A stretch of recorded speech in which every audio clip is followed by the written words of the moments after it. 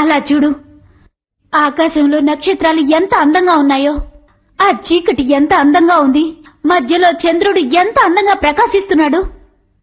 ఓ, ఇది బానిసల వస్త్రం కదా?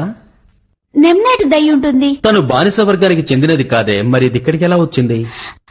నాకు తెలీదు. లేదు, నీకు తెలుసు. చెప్పు. దీన్ని రామ్సెస్ దగ్గరికి గాని తీసుకువెళ్ళుంటే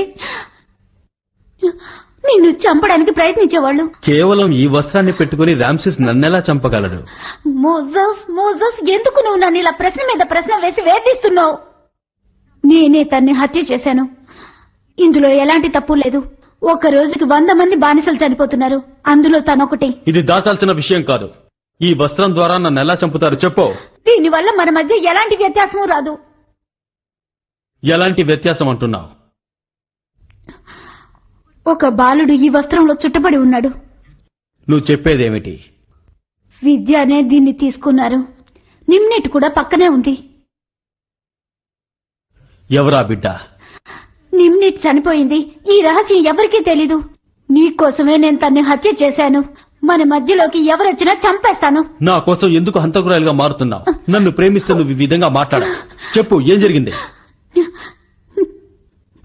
నన్ను కౌగిలించుకో, ఇంకా గట్టిగా.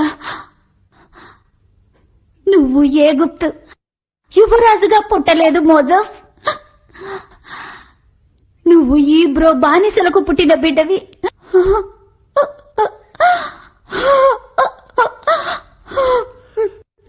నువ్వది నమ్ముతున్నావా? నువ్వేం చెప్పినా నేను నమ్ముతాను మోజస్. నువ్వు కాదని చెప్పినా అది కూడా నమ్ముతాను. ప్రేమకు నిజాన్ని అబద్ధం చేసే శక్తి లేదు రాణి. నువ్వు ఇది నమ్ముతున్నావు. నమ్మావు కాబట్టే హంతకురాలివయ్యావు. నేను నిన్ను ప్రేమిస్తున్నాను. నాకు అది మాత్రమే తెలుసు. కానీ ఈ పసికందుకు తల్లెవరో నీకు తెలుసా? ఆవిడ పేరు యేషోబుల్ అని నిమ్నెట్ చెప్పింది. మిగిలింది నా తల్లే చెప్తుంది.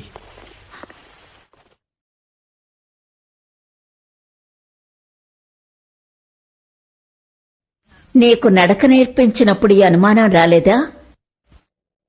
రామ్సెస్ కుట్రలో నువ్వు ఇరుక్కున్నావా?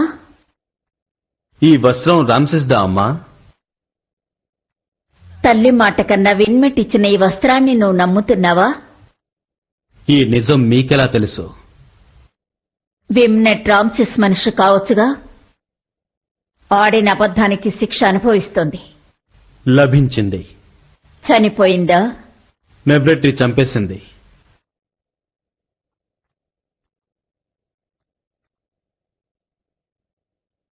నీ మనసులో ఎలాంటి భయాలు సంకోచాలు పెట్టుకోవద్దు కుమారా. ఎగిప్తు రాజమగుటాన్ని సంపాదించడానికి నువ్వు శాయశక్తులా ప్రయత్నించాలి కుమారా.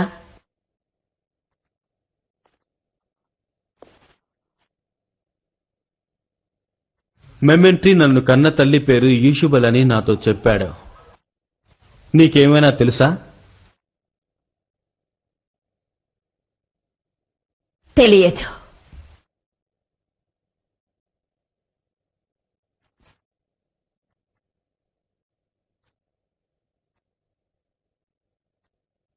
నాకు ఊహ తెలిసిన తర్వాత నేను చూసిన తొలి రూపం నీదే. నాకు తెలిసిన ఆ తల్లి నువ్వే. నేను ఎవరినైనప్పటికీ, ఎవరి కడుపున పుట్టినప్పటికీ నిన్నే ఇష్టపడతానమ్మా.